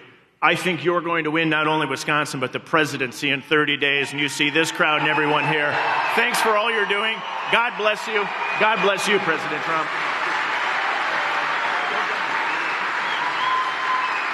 Thank you. Thank you, Brian. Also with us are members of Congress, great ones. Scott Fitzgerald. What a nice name that is. That's a good name. Where's Scott? I love that name, Scott. Must be a good writer. He's a great writer. Glenn Grothman. Thank you, Glenn. Been my friend for a long time. And a man who is not from these parts any longer. He was from here. He grew up here, and he loves it so much. He's from a place called Texas. And he's one of the most popular politicians in Texas. He does a phenomenal job. And he has literally parked himself up here for the last couple of months, and for this last month in particular. But he's been here with his brother, His brother is a phenomenal guy, and they are here for one reason, to make sure the election, people get out to vote, and to make sure it's honest. And the people of Texas know this, and they love this guy for what he's doing. He said, I can help. He's so popular. He won by a lot of votes. He has no problems at all. But he felt he was better off coming up, because if we win Wisconsin, we win the presidency. We win the presidency.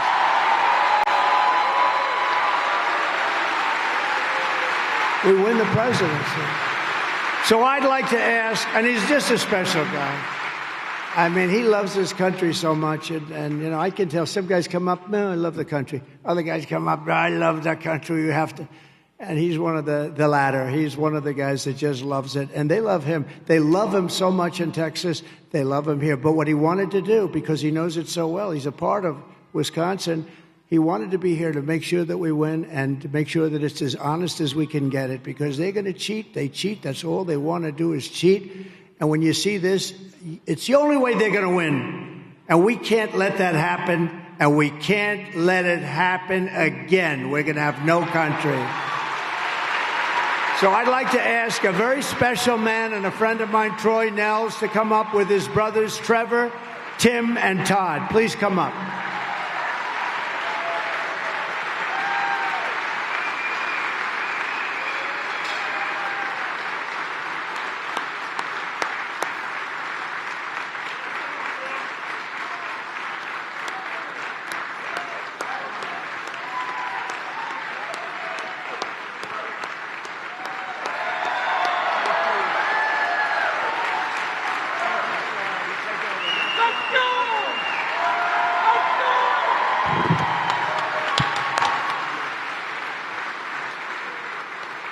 Mr. President, what an honor and a privilege is to be up here with my brothers. We are honored to be with you. Look at the thousands of people out here that love you. They're here. This is America. This is the heart and soul of America. The blue collar, the farmers, they're all here for you, sir. They're here for you because they love you and they think you're great. You know, I've been planning on this thing. I've been reaching to the team. I said, sir, we got to have a rally in Wisconsin. We can win Wisconsin. We keep looking and we keep looking. Gets canceled, this and that. And then all of a sudden, I get a call last Tuesday. Hey, Congressman, you think Sunday would work? What the hell kind of time are you giving us on Sunday to get it? But look at everybody's here. Everybody came because they know how important this election is. You know it. Mr. President, I can assure you this. The passion in this state, they love you. We have been up here for weeks going to county fairs. We see the passion. We see the love. We see the energy. And, sir, I can assure you, everybody here is going to get their family, their friends. We are going to win Wisconsin, and Donald Trump is going to make America great again. He's going to do it. He's going to do it.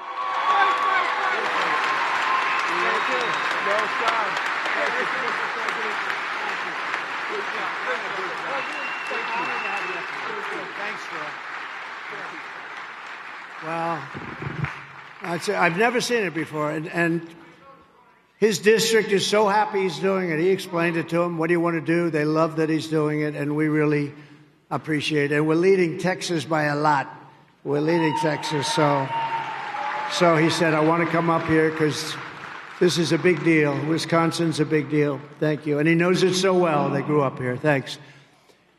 Former U.S. Senator Bob Caston. Bob, thank you very much. Bob.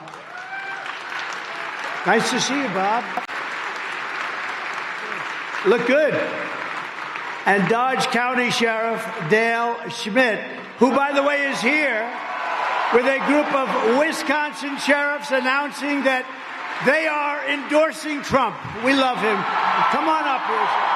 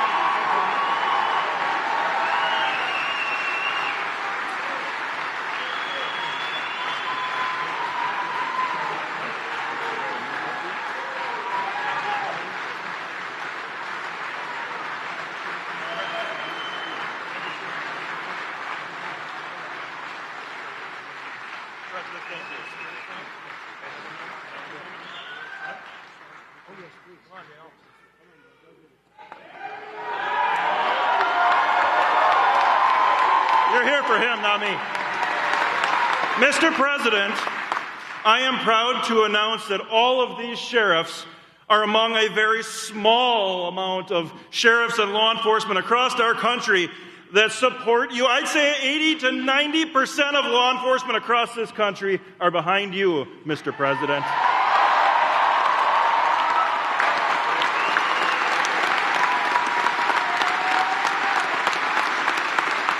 I have something very important I think you're going to want to hear. In Dodge County, in this 2024 election, there are 0 drop boxes for the election.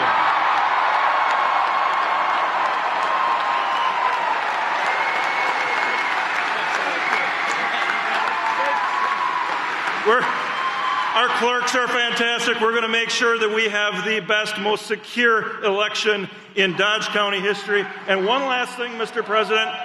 The last time I met you, I was with 200 sheriffs standing on the south lawn. And you came out and you shook a bunch of sheriffs' hands, and you didn't quite get to me. Wait.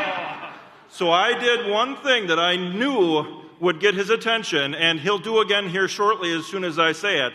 I shouted, and he walked over to me afterwards, "Best president ever!"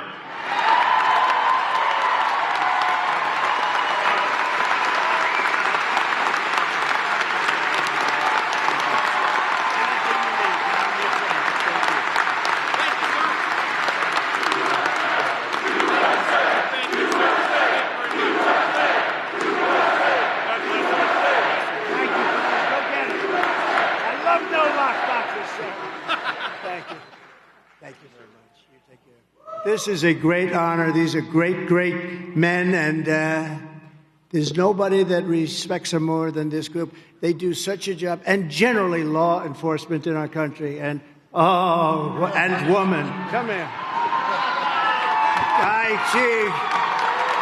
She's the best one up here, I think, right, Sheriff? You bet. Thank you. That's good. Thank you very much. But I appreciate it so much, and the endorsement means a lot to me. And anything you need, I'm here. Thank you very much. Thank you, Sheriff.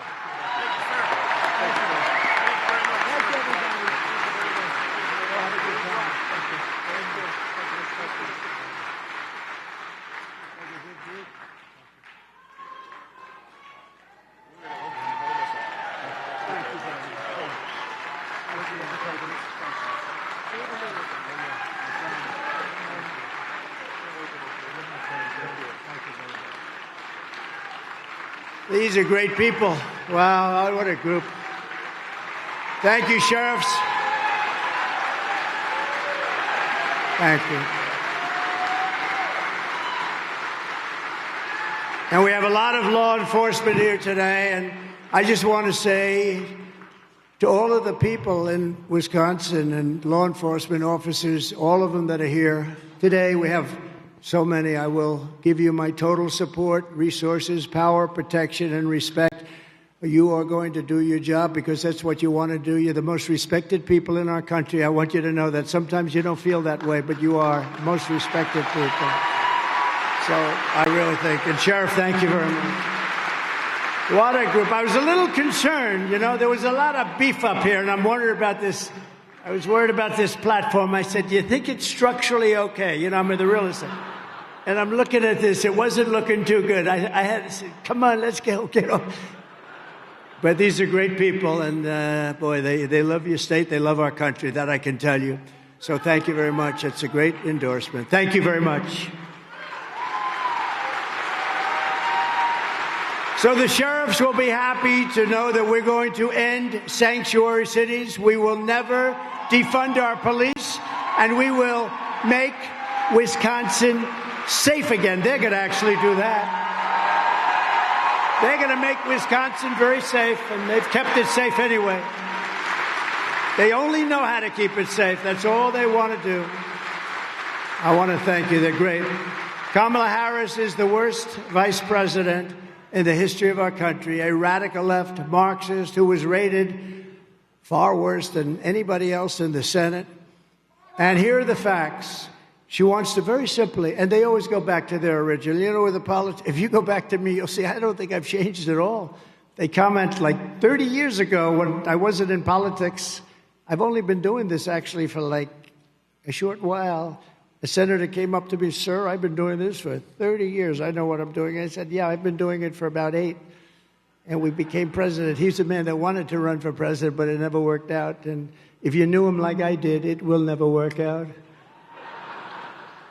But Kamala Harris wants open borders. She will deliver even more catastrophic inflation. She was an original creator, Sheriff, of a defund the police movement. What do you think? Is she reformable? Sheriff, is she reformable? She was in charge of defund the police. Do you think she's fully reformed? I don't think so. I don't think so.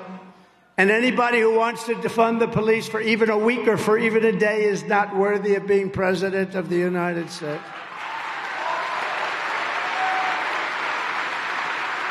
Kamala Harris vowed to abolish ICE. These are great people. These are great patriots. They're tough cookies, too. They would go into a pack of MS-13 gang members and the fist would fly. I don't know. Somebody has to do that job. I don't see anybody up here. I have a couple of friends. I don't see them doing that particular job. They're good at other things, but not that. But these are great people, and she wants to defund them. She wants to get rid of them. She wants to take ICE out. These are the people that remove the worst criminals, the worst gang members, the worst drug dealers from out of our country. Get them the hell out of here. And she wants to get rid of them. She wants mass amnesty and citizenship for all illegals. And she says that we must not utter the words illegal alien or radical Islamic terrorist. She lost more than, to me, statistically, this is the worst. In less than 4 years, she lost more than 325,000 migrant children that are now dead in sex slavery, or just plain missing. As California Attorney General, she redefined child sex trafficking, assault with a deadly weapon, or rape of an unconscious person as totally nonviolent crimes. She praised the idea of a 70 to 80% tax rate. She thought that was very good. She pledged to abolish private health care. Some people want private health care. They have to pay for it, but they maybe don't want to wait in line for 6 months and force everyone into socialist government-run health care, which is what you have to do. They wait online for months and months, and they take a routine or a minor illness, and they end up being terminally ill. And by the way, what we did for the military with that, we gave choice, and we also did something that was very important. We got rid of 9,000 sadists and bad people from our Veterans Administration, and we got rid of them. They hated our soldiers. They hated our heroes. We got rid of them and replaced them with people that love our people. That's what we want, love our country and love our people. The other thing we did, which is very important, is choice, because our veterans were waiting in line. We had a 92% approval rating with our vet. Now it's down into the 40s, and they're getting rid of a lot of the things we did for our vets. We had choice where if you had to wait more than a day for a doctor, a day and a half at the most, you go outside, you get a local doctor, we pay the bill, you get yourself fixed up. This never happened before with our vets, and it was unbelievable. And slowly but surely, they're going to dismantle that. They've already started dismantling that. It was one of the best things I was most proud of. And we're going to get it back very fast, you vets. We're going to get it back very fast. People would be waiting online for months. They'd say, you have to come back in 3.5 months, and whatever the condition. Can you imagine that where you're told you can't even see a doctor for 3.5, 4 months, longer than that? And the VA has some great doctors, but the management of getting to see them was very peculiar. So we're going to take care of that. But we did something. They've been trying to get that for 58 years, and I got it done, totally done, and nothing worked better. And again, 92% approval rating. It was rarely in the 40s. So I was very proud of it, and we'll redo it again. We'll redo it fast. I know exactly what to do, and we're going to redo it. We're going to take care of our veterans, and I think everybody wants that. And as people have been hearing and not believing, but it's true, she even endorsed free sex changes for illegal aliens in detention at taxpayer expense. So if you're an illegal alien and you're in detention and you decide that you would like to go from a man to a woman, we give you an operation. You know, not only is the concept bad, but it's an unbelievably expensive procedure, and we're supposed to pay for it. This is what she wants, and she wants to do it. And she hasn't declined that yet. You know, it's hard for them to decline everything. So normally if somebody changes one policy, they're out of business, right, Troy? She's changed 15 policies from fracking to everything to that.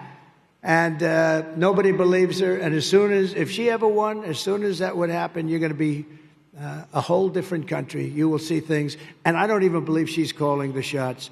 There are some very bad and vicious people that surround her that call the shots. She's just a vehicle. Just like Biden was a vehicle. He has no idea what the hell he's doing. And you saw that. You saw that. Think of it. He has no idea. He couldn't answer any questions. And she can't do anything. She can't do anything. She doesn't want to talk because she is just a vehicle for very bad people that surround her. 2 days ago, Joe Biden shuffled into the White House press room and made the most powerful case against Kamala Harris because she's trying to disassociate herself from Crooked Joe Biden. What do you like better, Crooked Joe or Sleepy Joe? Depends. When he's sleeping on the beach, I like Sleepy Joe.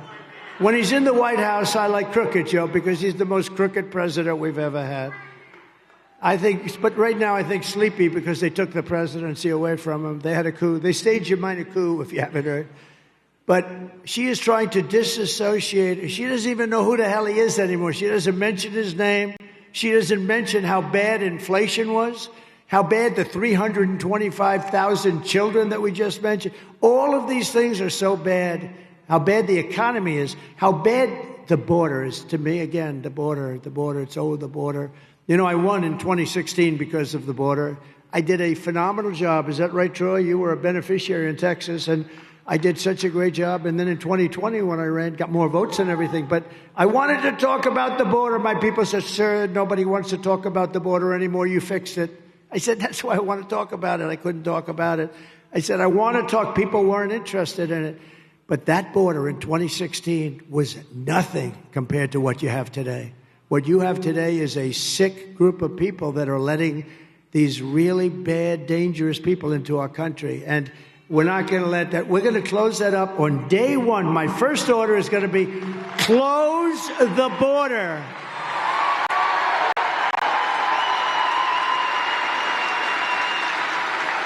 And they could do that, too. They could do that, too. You know, Biden could do that right now. He could get up and say, close the border, and they'd do it because the president has that power. He doesn't need bills. They keep talking about bills. The bill they're talking about was the stupidest bill I've ever seen. But they don't need bills. All the president has to do is say, close the border, and he has refused to do it. Biden said that he and Kamala were, quote, singing from the same song sheet. She helped pass all the laws, every single one of them. She was a major player in everything we did. Now, he went up into the White House press secretary's lectern, and he said this stuff. And they were dying. They were saying, oh, my God, it's coming down. And because, you know what? He got tired of hearing that she had nothing to do with anything. And he knew it was a lie. So he couldn't take it any longer, and he went up and made a fool out of himself, but you'd expect that. But he said this was one hell of a this was the worst press conference. They're screaming at him. He didn't know what the hell was happening. But the reason he went up there was to make that statement that she knew everything. She cannot disassociate herself. She approved everything. She was the vote in the Senate as the vice president for many of these bills. So a vote for Kamala is a vote for 4 more years of crooked Joe Biden. It's a disaster. It's a disaster for our country, and it'll never be this way. A vote for Trump is a vote for change, and it's a vote for saving our country. Unbelievable.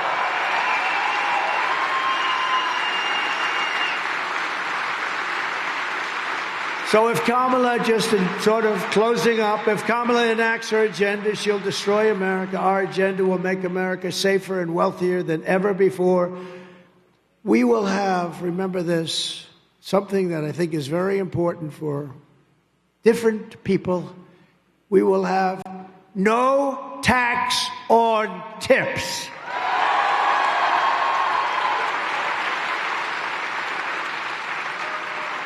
Now, that doesn't help the sheriffs too much. That's not going to help you guys. They never got a tip, I guarantee you that. But that helps a lot of people. That has been but no tax on tips. Then she copied us, right? 2 months later, she said, I've got a major announcement. There will be no tax. But she never even said it again after that. No, but the difference is we get it done. You know, they talked about education, and they talked about the debt for student debt. And they failed on it. They failed on everything. The student debt, a lot of people didn't like it, but regardless, they said it. They kept saying it. They kept losing, and now it's a dead deal. It would be that way with these. No tax on tips. Ready? No tax on overtime if you work overtime. No tax. And you have a lot of overtime people here. You have a lot of people that work a lot of overtime. I used to hate to pay overtime, Troy. Oh, I used to hate to pay overtime. I did everything I could to get out of it. But you know what? It's a big deal. And I actually think that's going to be a benefit to our economy, an overall benefit. So it's no tax on tips, no tax on overtime. And are there any seniors in this particular place? I refuse to raise my hand. Okay, I'll raise. No tax, and this is big because you've been destroyed with your fixed incomes, you've been destroyed by inflation. No tax on Social Security for our seniors. No tax for us. That's a big one. And I'll get them done fast. We've got people already working on it. We'll get them all done fast. While working Americans catch up, we're going to put a temporary cap on the credit card interest rates. Look, right now, people are paying 24%. They're getting killed. We have people with electricity and their bills, they're behind. 26% of our country is behind on paying their electric bills. We can't let them pay 22, 24, 26% interest. He just said 30. Are you paying 30, sir? Let me see who you are. He's dealing with Alphonse Capone as his lender, right? Yeah, one of those nice lenders. So we're putting a cap of 10%, temporary cap, until we get past this terrible period that we're living in, right? I can do that quickly. We will become energy independent and then energy dominant like no country has ever seen before, because my second order, number one, close the border. We're going to get them out of here. Close the border. What's number two? Drill, baby, drill. We will open Anwar in Alaska, the largest drilling site perhaps in the entire world. Can you imagine? Ronald Reagan couldn't get it. Nobody could get it. They've been trying for years and decades, and nobody could get it. I got it done. And they were all set to take. This is a site that would supply all of Asia. We would make a fortune, would pay down our debt.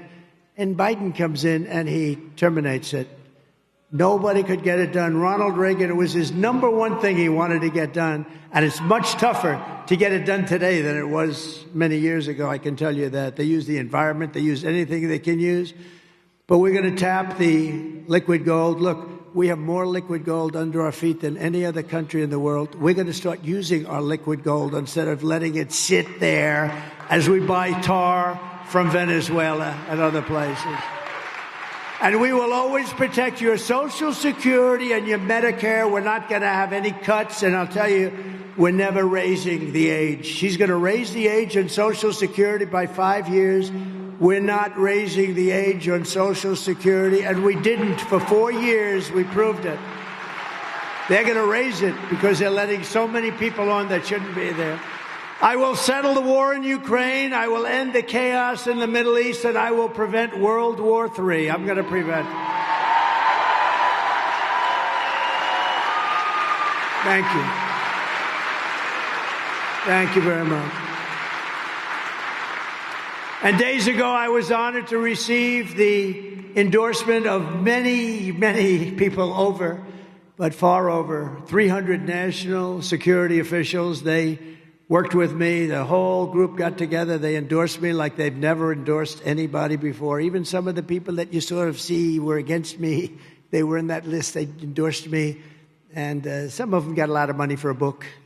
You know, they said, no, Trump is great. Trump is great. Well, we're going to pay you $2 million for a book. Well, he was okay. You know, you got to say bad. We're not giving you any money unless you say bad. That's what happens, but that's okay. But over 300, you know that, Troy? The biggest guys in the country, over 300 people that worked with us endorsed me, which is a record, and I'm very proud of it. Thank you very much. We call that peace through strength, and they believed in it too. Peace through strength. I will support universal school choice. Very important. We will let federal education dollars follow the child instead of a propping up of a woke federal bureaucracy.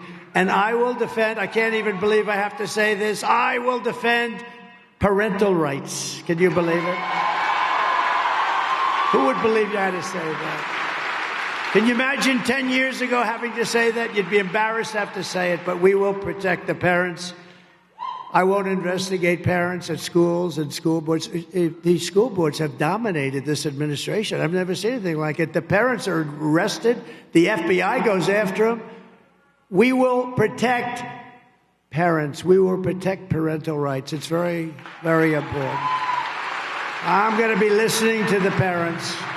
I'm listening to the parents. We will rebuild our cities, including Washington, D.C., making them safe, clean, and beautiful again, and especially safe because of people like that. And we will keep the U.S. dollar as the world's reserve currency. It's under tremendous threat. Somebody said, well, how are you going to do that? You know, one of these stupid people that ask questions.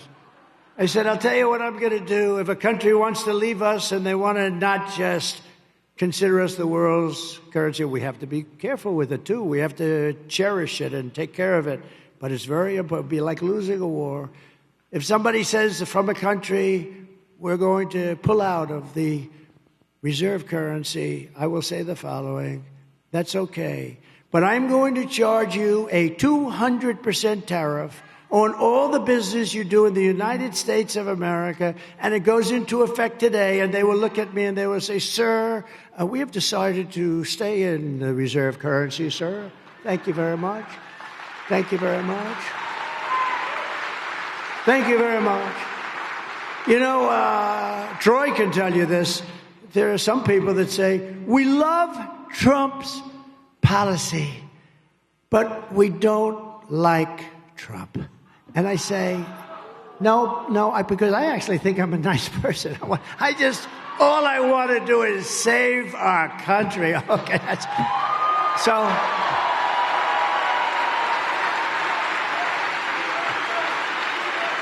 I just want to say that. And then a couple of our senators said, here's the problem. You like his policy, but his policy only works with him.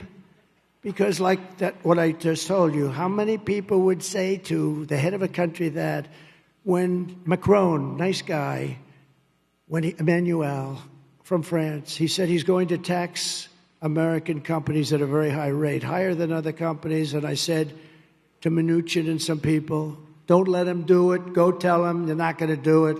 And if he does it, it's going to have a problem. They went and they came back and they said, sir, we haven't been successful. I said, go do it again, and after that, I'll take it. And they did it again, and they were unsuccessful. They came to me. They said, no, he's going to tax American companies. Now, this is France. They're going to tax American companies at a very high rate. Very few others, but American companies. And I said, get him on the phone. I got him on the phone. Emmanuel, how are you? Oh, Donald, I am fine. Thank you so much. I said, Emmanuel, I understand that you're going to put a very big tax on American companies. Now, as your president, I have to protect American companies. I can't let that happen. And other companies and other countries aren't going to be taxed. Like hell, that's going to happen. So I said, I understand that's going to happen, Emmanuel. Yes, Donald, it is already passed by essentially their legislature. I said, no. I said, no, Emmanuel, you're not going to do that. Yes, Donald, it's too late. I'm so sorry, President, I am so sorry. I said, it's not too late. Not too late. Because if you do that, I'm going to put a 100% tariff on every bottle of wine and every bottle of champagne that you send into the United States of America. 100%. And he said, that's not fair. That's not fair. I said, listen, it's not fair that you're taxing our companies at more than other countries' companies. So to me, it's very fair. He said, I told him, and I was very late. I think I was probably working on one of the hoaxes or something that was, keeps you busy. The Democrat scams and hoaxes. I said, Emmanuel, I don't have time. I'm giving you 5 minutes to call me, if you will. Please call me back within 5 minutes. Let me know it, because I'm ready to sign this tax. I will call back. He called back in about 2 minutes. He said, Donald, I have decided that we will not charge this tax on American companies. Thank you, Emmanuel, very much. See you soon. Bye. I did so much of that. I kept us out of wars. Remember, with Trump, you had no wars. Remember crazy Hillary? She said, look at him, look at him. Look at his attitude. He's going to cause wars. And I said, no, my attitude is going to keep us out of wars. And I was right. Except I finished off ISIS, right? We finished off ISIS. 100% of the ISIS caliphate was going to take 5 years. I did it in 1 month. It was done. No wars. First time in 81 years. I started no wars. But this is how we will end the era of inflation and mayhem and misery under Kamala and Crooked Joe. He's crooked as a $4 bill. I used to say a $2 bill, but I see $2 bills around, so I can't say that. And unleash safety, prosperity, and peace for Americans of every race, religion, color, and creed, every one of them. Together, we will deliver low taxes, low regulations, low energy costs, low interest rates, and low inflation so that everyone can afford groceries, a nice car, and a home, the basics. We will stop the invasion. We will end migrant crime. We will strengthen our military. We will build a missile defense shield around our country. Much of it will be made in Wisconsin, by the way. We will keep critical race theory and transgender insanity the hell out of our schools. It's God. And we will keep men out of women's sports. We will defend the Second Amendment, protect religious liberty, restore free speech, and we will, once and for all, secure our elections. Everyone will prosper, every family will thrive, and every day will be filled with opportunity and hope. And especially for the people of Wisconsin, you're going to be happy. You're going to be happy. But for that to happen, we must defeat Kamala Harris, and we must stop her country-destroying radical left agenda once and for all. We have to knock it. We want a landslide that's too big to rig. We want it too big to rig. And just finally, after all we have been through together, we stand on the verge of the 4 greatest years in the history of our country. I believe they're going to be the 4 greatest years, not just a fixing up, it's going to be a going forward. With your help from now until Election Day, 30 days, we will redeem America's promise, we will put America first, and we will take back the nation that we love. November 5th will be the most important day in the history of our country, and together we will make America powerful again. Powerful. We will make America wealthy again. We will make America healthy again. We will make America strong again. We will make America proud again. We will make America safe again.